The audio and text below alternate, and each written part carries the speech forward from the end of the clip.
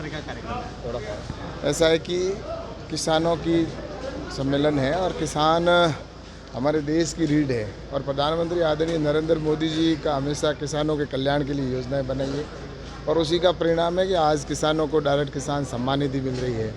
10,000 FPO बने हैं। Agriculture infrastructure fund का 1 लाख करोड़ का प्रावधान किया है और साथ ही जिस तरह से बजट को भी बढ़ाया है।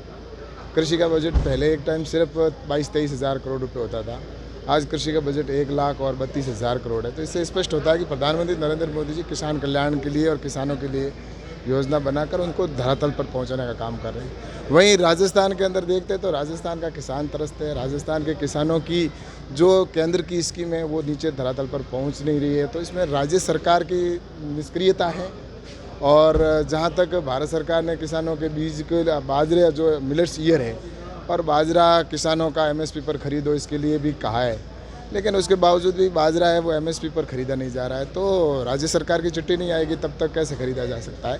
तो इसलिए कुल मिलाकर मैंने कहा ना कि इन्होंने पिछली बार भी भारत सरकार ने परमिशन दे दी थी लहसुन खरीद करने की, लेकिन उसके बावजूद भी सिर्फ पॉलिटिक्स करते रहे अशोक जी गहलोत। हर मुद्दा केंद्र के ऊपर डालना लेकिन काम खुद को नहीं करना।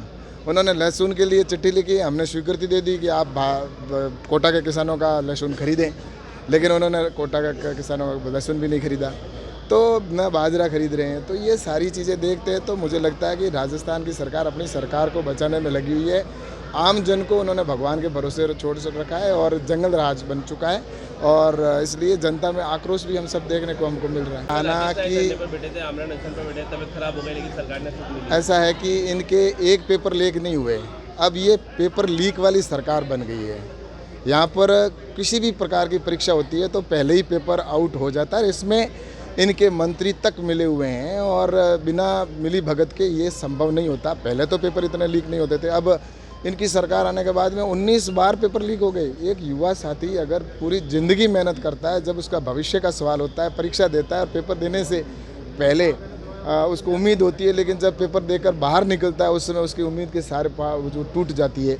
तो ये राजस्थान की सरकार है, ये भ्रष्टाचार में डूबी हुई है और प्रतिदिन घोटाले भी हो रहे हैं, भ्रष्टाचार का आलम है और इसी वजह से कोटा के अंदर भी यहाँ पर आंदोलन चल रहा है। हर शहर के अंदर युवा धरने पे बैठे हैं, आंदोलन कर रहे हैं और अभी कोटा के अंदर एक युवा जिसकी तबीयत बिगड़ गई, आमरण भूख हड़ताल पे था।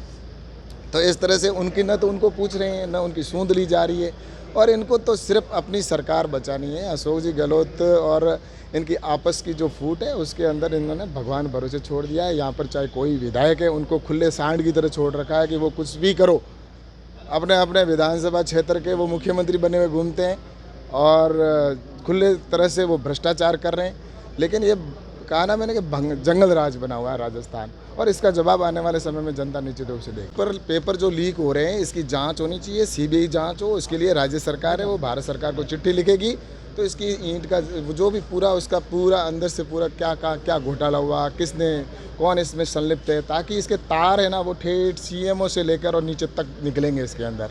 तो इसके लिए मुझे लगता है कि निश्चित रूप से CBI जांच होनी चाहिए। रीट के भी आरोपी छूट गए है ना, इसमें कहना कि रीट हो चाहे कोई भी हो, यहाँ पर राजस्थान में तो पहले एक समय जब भारतीय जनता पार्टी की सरकार थी तब ऐसा लग रहा था कि प्रदेश विकास की ओर आगे बढ़ रहा है, यहाँ पर एक अमन चैन है, ऐसा एक लगता था। लेकिन अब तो राजस्थान के अंदर क्राइम है तो उसमें 1 नंबर पे है। महिलाओं के ऊपर, बहनों के ऊपर जिस तरह से बलात्कार की घटना हो रही तो उसमें आज हिंदुस्तान में 1 नंबर पर। SC ST के ऊपर जिस तरह से अब अत्याचार हो रहा है तो उसमें 1 नंबर पे।